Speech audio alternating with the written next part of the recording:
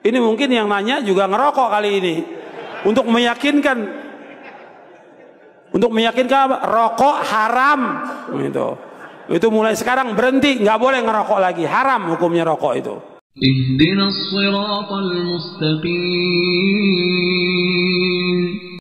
Innal hamdalillah nahmaduhu wa nasta'inuhu wa nastaghfiruh wa na'udzu billahi min shururi anfusina wa min sayyiati a'malina.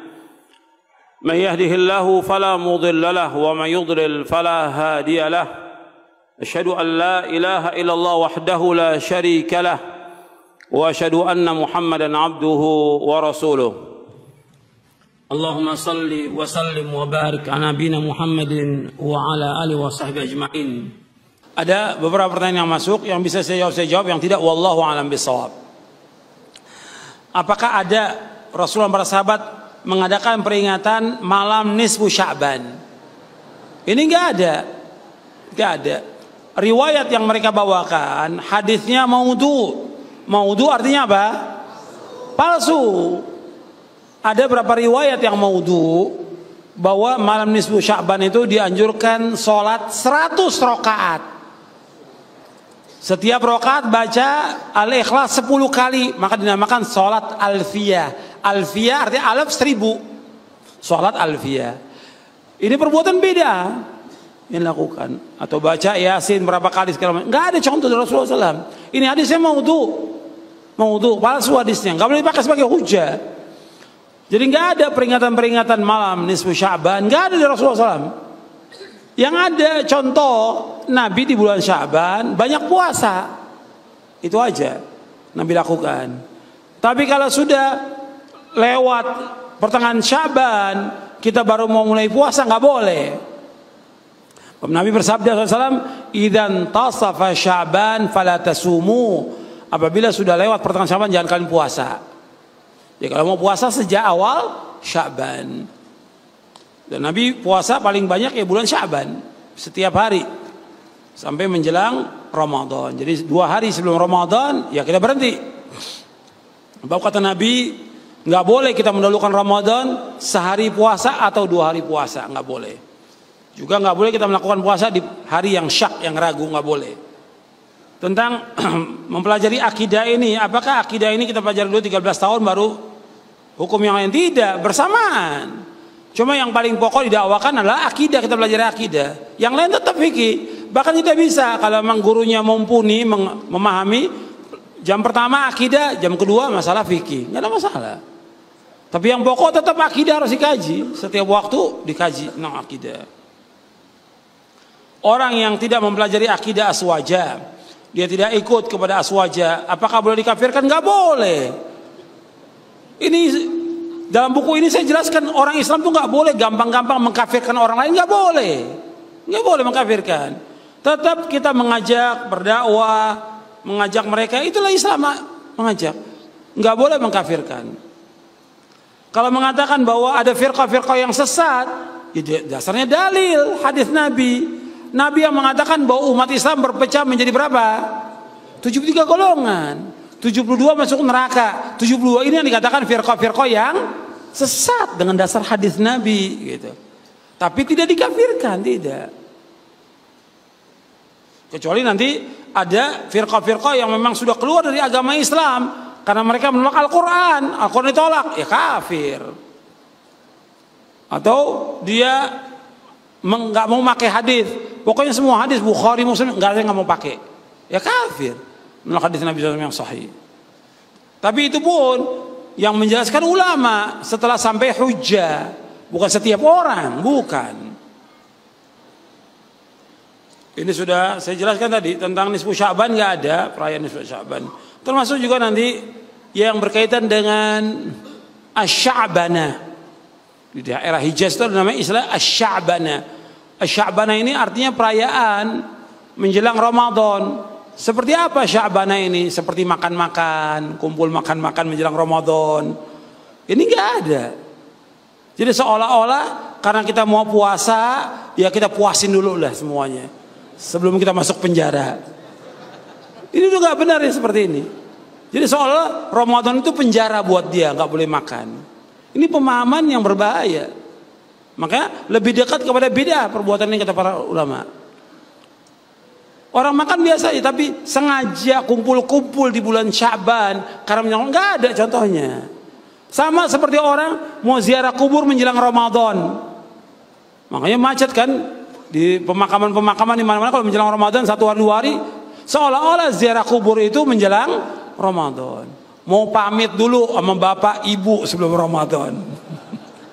Nggak ada dalam Islam. Nggak ada. Ziarah kubur dianjurkan kapan waktu saja, tapi menetapkan waktunya menjelang Ramadan jadi beda. Kapan waktu kita boleh ziarah kubur? Sepanjang tahun. Kenapa harus 1 hari atau 2 hari menjelang Ramadan? Dan ini juga mengganggu jalan kaum muslimin, nggak boleh. Nggak ada contohnya. Sama juga sengaja ziarah di bulan Syawal, di hari raya semua ziarah kubur juga nggak ada contohnya. Ziarah kubur kapan waktu saja dianjurkan. Ya, dalam kita memahami dalil Quran dan Sunnah, pertanyaannya apakah kita memahaminya dari penjelasan khatib? Khatib ini banyak, orang alim yang sedikit, khutbah itu banyak, tapi orang alim yang mengerti ilmu sedikit. Makanya yang kita tanya orang yang berilmu, disuruh oleh Allah tanya bukan kepada khatib, tanya kepada ahli ilmu. Fas'alu ahla dzikri in kuntum la ta'lamun. Tanya kepada ahli dzikir, orang yang berilmu. Kalau kamu tidak mengetahui. Apakah ada bahwa dalam Ahlussunnah wal Jamaah harokah diniyah atau harokah sunniyah? Nggak ada. Nggak akan ketemu seperti salafi haroki atau harokiyah, nggak akan ketemu antara salaf dengan haroki. Selama nggak akan ketemu, beda sudah. Manhajnya mereka sudah beda. Ya salaf hanya satu yang dibawa oleh Rasulullah para sahabatnya, itu yang kita ikut. Nggak ada salafi haroki, nggak ada salafi jihadi, nggak ada. Itu yang bagi siapa? Ahlul bid'ah yang bagi. Untuk apa? Untuk memecah belah dakwah salaf. Itu juga harokiyah sunniyah nggak ada. Dalam Islam nggak ada. Yang mereka maukan tetap akidahnya salaf, tapi tetap juga mempunyai hizb kelompok yang nanti tujuannya apa? Untuk memberontak kepada pemerintah. Ini pemahaman yang sesat dan menyesatkan. Ya, tentang masalah ilmu fikih, usul tafsir tidak ada dalam zaman Nabi. Apakah termasuk bid'ah? Tidak. Ini kan hanya wasilah aja. Kita akan sempurna bisa memahami Islam tanpa ilmu yang seperti itu. Maka disebutkan oleh para ulama, ma la yatimul wajib illa bi fa wajib. Ini kan maslahat, berkaitan dengan maslahat. Ya, seperti ilmu nahwu dan yang lainnya untuk memudahkan kita berbahasa Arab. Tentang firqah yang sesat, banyak pertanyaan tentang firqah yang sesat. Saya sudah jelaskan di sini, di buku ini. Dimulai masalah tentang firqah yang sesat. Ya, firqah yang sesat. Jadi dibaca kalau mau baca buku, dibaca semuanya dari awal sampai akhir. Sebab ada ustadz yang bacanya sepotong. Sepotong apa? Langsung babnya bab firqah yang sesat. Kemudian dia ngomong ceramahnya bukan firqah yang sesat apa? Ustadz ini yang nulis mengkafirkan. Padahal di sini saya nggak mengkafirkan, menjelaskan dengan penjelasan para ulama dan ada rujukannya, tinggal dilihat rujukannya. Makanya kalau baca dari awal sampai akhir dan pahami, gitu. Kalau kita nggak mengikuti kiai ajengan, terus kita ngikutin siapa? Pertanyaan. Tadi saya jelaskan jelas gamblang. La haula wala quwwata illa billah. Ya kita ikut Rasulullah SAW. Kan nanti dikubur ditanya siapa? Ditanya kiai kamu siapa enggak? Enggak, ditanya man rabbuka wa man nabiyuka wa ma dinuka. Ditanyakan siapa Rob kamu? Siapa nabi kamu? Nabi saya kiai fulan. Nabi saya ajangan, enggak ada. Siapa nabi kamu? Siapa nabinya? Muhammad sallallahu alaihi wasallam. Yang kita ikut disuruh oleh Allah apa? Ikutin Nabi Muhammad sallallahu alaihi wasallam.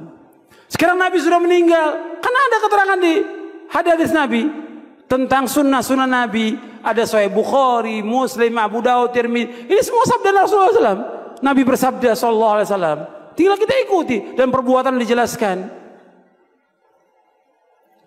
Apakah boleh orang bikin khusus di rumah makam keluarga? Nggak ada makam itu. Kalau kita lihat contoh dari para sahabat radhiyallahu anhum, mereka dikuburkan di mana? Di kuburan kaum muslimin. Nggak ada istilah makam khusus keluarga. Kuburan kaum muslimin. Cuma kalau di rumah keluarga itu banyak mafsadanya. Artinya orang yang tinggal di rumah, namanya kepercayaan kita ini kan masih animisme, dinamisme, segala macam. Belum kuat agamanya, takut dia tinggal di rumah itu karena ada kuburan. Kemudian yang kedua, bahwa diantaranya lagi nggak ada orang ziarah kubur itu karena di rumah. Yang ketiga, nggak dapat doa kaum muslimin. Yang keempat, kalau umpamanya rumah itu mau dijual, nggak ada yang mau beli. Karena apa? Ada kuburannya. Makanya jangan jadikan rumah sebagai kuburan. La taj'alu buyutakum maqabira inna syaitana yanfiru minal baiti alladzi tuqra'u fi suratul Baqarah. Jangan kamu jadikan rumah kamu seperti kuburan. Sesungguhnya setan lari dari rumah yang dibacakan surah Al-Baqarah. Artinya seperti kuburan tuh nggak ada bacaan Quran, nggak ada sholat sunat. Makanya kita harus sering baca Quran di rumah. Makanya nggak ada juga pemakaman di rumah, nggak ada. Nabi pun, kenapa Nabi SAW dikuburkan di rumahnya, rumah Aisyah? Karena khawatir orang menjadikan sebagai tempat ibadah. Itu yang dikhawatirkan Nabi. Sampai Nabi berdoa, Allahumma la taj'al qabri wathanan yu'bad. Ya Allah, jangan kau jadikan kuburanku sebagai tempat ibadah, berhala yang diibadahi. Nabi takut. Makanya kalau Nabi dikuburkan di Baqi, mungkin orang sudah sembah, dibangun monumen dan segala macam. Itu yang Nabi khawatirkan. Alhamdulillah dijaga oleh Allah SWT. Ada kelompok yang mewajibkan negara khilafah. Apa dalilnya? Kok dalilnya tanya sama saya? Ya tanya sama mereka dong. Lalu sekarang kita udah ada negara Indonesia, ada presidennya. Kok bikin negara lagi? Namanya Bughoh. Mana Bughoh? Orang yang menyempal dan memberontak pada pemerintah yang sah. Yang ada ketika dia teriak-teriak, mau nggak mau kan akan apa? Akan membuat negara. Kalau membuat negara, mesti ada kedaulatan kan bagi dia. Mesti ada undang-undang, dia bisa menghukum kisos, membunuh orang. Nggak punya kekuatan dia. Kalau pemerintah kan bisa. Narkoba dibunuh umpamanya, punya kekuatan. Tapi kalau ini imam-imam sempalan, nggak bisa. Baiat-baiat bid'ah yang nggak bisa. Makanya habis waktu mereka bicara soal khilafah atau yang nggak ada manfaatnya. Coba dia belajar akidah yang benar, memahami, mengamalkan, dakwakan dakwah tauhid, manfaat buat umat. Tapi itu di siang malam mereka teriakan tentang khilafah, nggak ada manfaatnya. Apa yang dimaksud dengan ummatan wasatan? Ummatan wasatan yang Allah sebutkan dalam surah Al-Baqarah, wa kadzalika ja'alnakum ummatan wasata litakunu syuhada 'alan nas wa yakuna ar-rasulu 'alaikum syahida. Di awal juz yang kedua di surah Al-Baqarah Allah menyebutkan demikian, kami jadikan kalian sebagai umat pertengahan, artinya umat yang baik, umat yang adil. Pertama ayat ini turun firmannya kepada siapa? Kepada para sahabat. Kami jadikan kalian para sahabat umat yang pertengahan, umat yang baik, umat yang adil, agar kalian menjadi saksi atas seluruh manusia dan Rasul menjadi saksi atas kalian. Makanya dari ayat ini para ulama mengambil dalil tentang apa? Bahwa as-sahabatu kulluhum udul, bahwa para sahabat semua orang-orang yang adil. Jadi bukan firqah. Ini jelas kalau ada mengatakan ada firqah, dia buat firqah namanya firqah ummatan wasat, ini namanya firqah yang sesat, yang seperti ini. Apa agamanya para nabi semuanya? Agama Islam. Anda bisa lihat dalam Al-Quran di surah Al-Baqarah, surah Ali Imran, yang lainnya. Agamanya para nabi, mereka mengatakan bahwa diri mereka apa? Islam. Bagaimana kita mendakwakan kepada orang tua, bapak, ibu, keluarga tentang ajaran yang hak ini? Ya kita dakwakan dengan cara yang baik. Kita bisa kasih satu lembar, kalau buku nggak dibaca, ya, apalagi tebal, kasih satu lembar penjelasan tentang Islam, indahnya agama Islam. Jelaskan lagi tentang Islam menganjurkan kita untuk berpegang kepada dalil dan yang lainnya. jelaskan. Atau kaset yang membahas tentang masalah wajibnya kita mengikuti Rasulullah, menjauhkan perbuatan bid'ah. Ya harus bertahap. Di samping juga antum mendoakan kedua orang tua antum dan keluarga agar mereka dapat hidayah. Ini juga firqah-firqah yang sesat. Ini bisa antum baca di sini, di buku ini. Sudah saya jelaskan, jadi saya nggak jawab ya. Firqah yang sesat di sini banyak. Tentang Mu'tazilah, tentang Khawarij, tentang Syiah, tentang Hizbut Tahrir, dan yang ada di sini. Di buku ini ada. Di buku Mulia dengan Mana Salaf saya jelaskan. Ini ada orang-orang yang dia masih sibuk dengan ini nasihat, ini bagus ini pertanyaannya. Ya sibuk dengan kegiatan-kegiatan yang nggak ada manfaatnya. Ada yang sibuk dengan internet, dengan HP, sampai kadang-kadang kewajiban dilalaikan. Ini coba deh, antum sebagai talibul ilm, coba antum sekarang mulai berubah, mengatur waktu. Jangan sampai waktu antum habis buat internetan, Facebook, atau WA, atau yang lainnya, habis waktu. Coba antum, pernah nggak antum tamatkan ini Al-Quran? Dalam sebulan 30 juz. Bisa nggak?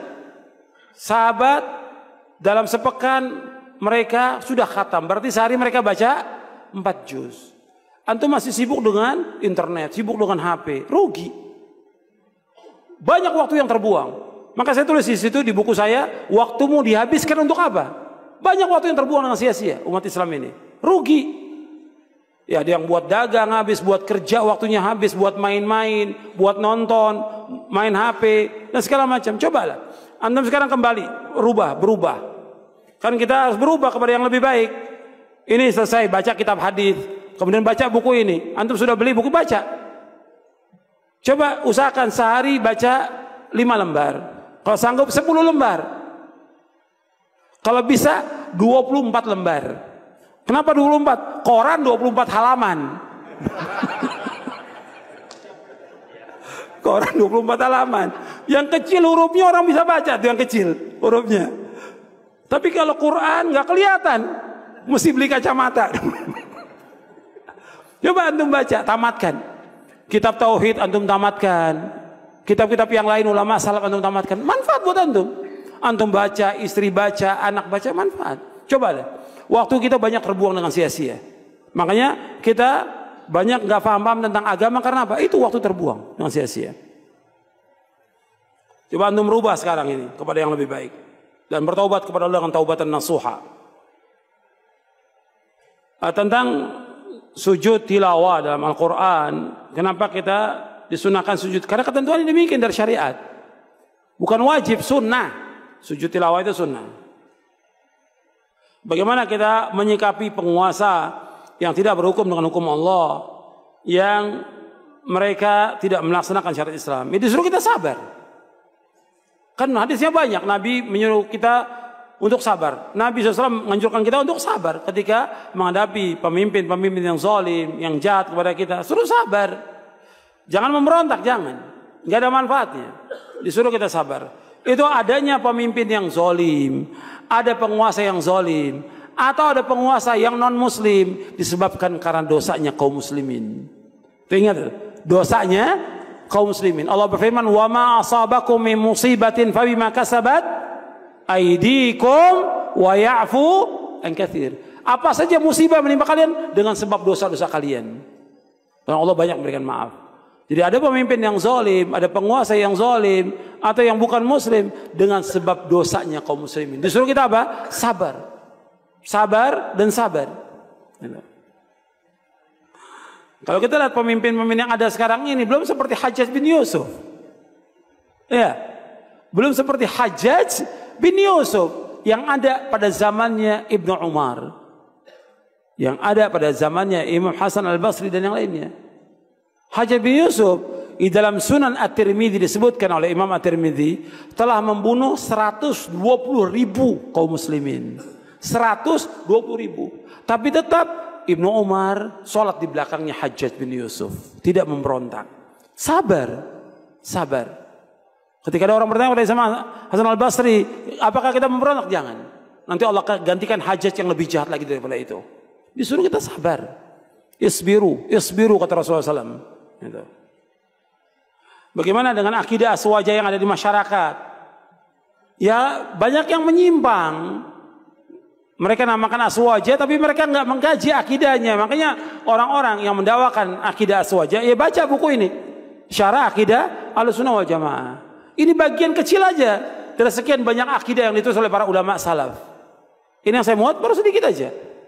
Maka harus dikaji terus supaya paham, supaya kita selamat dunia akhirat. Dan orang yang mengkaji akidah bertambah, dia mengkaji bertambah yakin dia dengan kebenaran, bertambah tenang hatinya, dia bertambah taat kepada Allah dan yang lainnya banyak manfaatnya dengan mengkaji akidah. Tapi kalau kita lihat nggak ada kajian itu di mana-mana. Yang ada apa? Ya kajian-kajian sifatnya umum, nggak mengkaji kitab, nggak mengkaji akidah yang benar, sifatnya umum aja. Paling dikaji umpamanya setengah jam ceramah bubar. Ya isinya apa ceramah? Setengah jam atau seperempat jam bubar. Sayang. Coba duduk seperti ini di majelis, kaji kitab akidah. Insya Allah manfaat buat kaum muslimin. Tapi rujukannya jelas. Yang dasarnya Quran, Sunnah, ala fahmi salaf. Umumnya orang mau ngaji kitab Ar-Risalah Imam Syafi'i bagus. Kitab Ar-Risalah Imam Syafi'i, berkaji kitab itu. Jadi kaji. Atau yang lainnya, ringkasan dari kitab-kitab syarah Sunnah atau kitab tauhid oleh Syekh Muhammad bin Wahab, kaji, manfaat itu. Selesai ulangi lagi, selesai ulangi lagi dan baca syarahnya. Bagaimana seorang istri, apakah dibolehkan dia untuk ngaji tanpa izin suami? Ya tetap, kalau suami ada di rumah, ya dia harus di rumah. Dia harus izin kepada suaminya. Karena hak terbesar bagi seorang istri adalah suaminya. Makanya diajak suaminya untuk ngaji, untuk bisa memahami pemahaman ini. Dan cobalah para wanita ini untuk berbuat baik kepada suaminya, supaya suaminya juga mengizinkan ketika dia ngaji. Dan yang terbaik ya dengan suaminya diajak untuk ngaji. Yang baik lagi antum ajak anak antum yang sudah dewasa untuk ngaji. Banyak kadang-kadang ada orang ngaji suami istri, anak yang sudah dewasa nggak pernah diajak ngaji sampai nggak paham tentang agama. Ya dosa orang tuanya, dibiarkan. Apakah orang ketika ngaji itu harus mengucapkan 2 kalimat syahadat lagi? Nggak ada. Ini namanya kelompok syahadatain ini. Ada dulu kelompok syahadat. Jadi orang semua disuruh mengucapkan syahadat di depan dia. Sebab depan orang lain nggak sah kecuali depan dia. Ini kelompok yang sesat ini. Ya, kelompok syahadatain ini sesat. Nggak ada. Kalau orang tuanya Islam, ya anaknya juga Islam kata Nabi. Hadis sahih riwayat Muslim. Fa in kana muslimaini fa muslimun. Apabila kedua orang tuanya Islam, anaknya juga Islam. Bagaimana pendapat orang mengatakan bahwa Allah itu ada di mana-mana, Allah ada di hati? Ini pemahaman yang sesat dan menyesatkan. Allah mengatakan dalam Al-Quran, Ar-Rahmanu ala istawa. Allah bersama di atas arsy. Sampai Nabi bertanya kepada budak, Aina Allah, di mana Allah? Jawab fis sama, di atas langit. Di atas langit artinya di atas langit yang ketujuh, di atas sidrah, di atas arsy Allah itu. Wa man ana, siapa aku? Anta Rasulullah, engkau Rasulullah. Kata Nabi SAW, a'tiqha fa innaha mu'minah. Merdekakan dia karena dia seorang mukminah. Hadisnya sahih, diriwayatkan oleh Imam Muslim. Jadi nggak boleh mengatakan Allah di mana-mana. Dan ini menghina dan melecehkan Allah. Karena kalau dikatakan di mana-mana berarti ada di tempat yang suci, ada tempat yang mana? Tempat yang kotor. Ta'alallahu amma yaquluna uluwan kabira. Allah Maha Suci, subhanallah. Kita wajib menetapkan di tempat yang mulia yang yang Allah sendiri menetapkan demikian. Allah yang menetapkan, Allah di atas arsy. Arsy ini makhluk Allah yang paling besar dari seluruh makhluk ini, paling besar arsy-nya Allah. Maka Allah menyebutkan 2 dalam Al-Quran, arsyun azim wa arsyun karim. Arsy yang maha besar, arsy yang maha mulia. Arsy Allah itu dibandingkan langit dan bumi, kecil langit dan bumi. Umpamanya arsy ini seperti padang pasir yang sangat luas, langit dan bumi 7 ini seperti 7 gelang yang dilemparkan di tengah padang pasir. Arsy-nya Allah itu besar. Makanya Allahu Akbar, Allah itu maha besar. Ini tadi sudah saya jelaskan di buku ini ada, nggak usah ditanyakan lagi. tentang khamar, narkoba, rokok apakah haram? Sudah dijelaskan tadi hukumnya haram. Ini mungkin yang nanya juga ngerokok kali ini. Untuk meyakinkan apa? Rokok haram. Itu mulai sekarang berhenti, nggak boleh ngerokok lagi. Haram hukumnya rokok itu. Dasarnya Al-Quran, dasarnya Sunnah Nabi. Bab Nabi diutus oleh Allah, yuhillu lahumut thayyibat wa yuharrimu alimul khaba'ith. Allah mengutus Nabi untuk menghalalkan semua yang baik, mengharamkan yang jelek. Rokok itu jelek. Hatta binatang aja nggak mau deket. Ya, kepada pohon tembakau. Kok manusia deket, diisap lagi. Ya. Makanya ditanya akalnya itu. Akalnya tanya, ini baik atau tidak? Ini waras atau tidak? Kok saya ngerokok gitu. Ini buang-buang duit, mubazir atau tidak? Sedangkan mubazir temannya siapa? Temannya syaitan. Cadar itu apakah wajib atau sunnah? Sunnah hukumnya. Yang kuat dari pendapat jumhur ulama, cadar itu hukumnya sunnah. Bagi wanita, cadar itu hukumnya sunnah. Ya saya pikir cukup, nggak semua pertanyaan bisa terjawab karena kita persiapan untuk sholat zuhur, untuk wudhu dan yang lainnya. Mudah-mudahan yang sedikit ini bermanfaat untuk saya dan untuk kamu sekalian. Dan sebentar, belum selesai. Sebentar, saya ingin memberikan nasihat sedikit aja. Sebentar, jangan diri dulu, belum selesai. Sabar ya kawan. Antum 2,5 jam sabar, masa 5 menit nggak sabar? Jadi kita ini menjelang Ramadan, ya, menjelang Ramadan, yang perlu kita persiapkan, ikhwan fillah, jazakumullah, adalah kita mempersiapkan diri untuk menyambut Ramadan. Dengan apa? Dengan melaksanakan ibadah kepada Allah, bukan dengan perayaan, bukan dengan pawai, bukan dengan makan-makan, bukan. Kita taubat kepada Allah atas semua dosa kita. Kita ini banyak dosa, saya dan antum sama, banyak dosa kita. Allah berfirman dalam surah At-Tahrim di ayat yang ke-8, Allah berfirman, ya ayyuhalladzina amanu tubu ilallahi taubatan nasuha. Wahai orang beriman, taubatlah kepada Allah dengan taubatan nasuha. Taubat yang ikhlas, taubat yang jujur, taubat yang benar, taubat kepada Allah. Taubat semua dosa kita. Dosa kita kepada Allah, dosa kita kepada orang tua kita, dosa kepada suami, dosa kepada keluarga, dosa kepada orang lain. Taubat kepada Allah SWT. Taubat syaratnya 3. Yang pertama ikhlas. Yang pertama yaitu kita meninggalkan perbuatan dosa itu. Yang kedua menyesal. Yang ketiga mempunyai kemauan yang keras untuk meninggalkan perbuatan dosa. Adapun yang keempat yang berkaitan dengan hak anak Adam, kita kembalikan. Artinya kembalikan hak itu.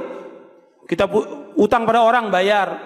Kita pernah memukul orang, minta dihalalkan oleh dia, minta dibalas. Dan yang lainnya, taubat kepada Allah dengan taubatan nasuha. Selesaikan urusan kita, karena kita mau masuk bulan yang mulia, bulan yang penuh dengan rahmat Allah, bulan yang penuh dengan ampunan, bulan yang penuh dengan berkah, bulan yang penuh dengan ganjaran dan yang lainnya.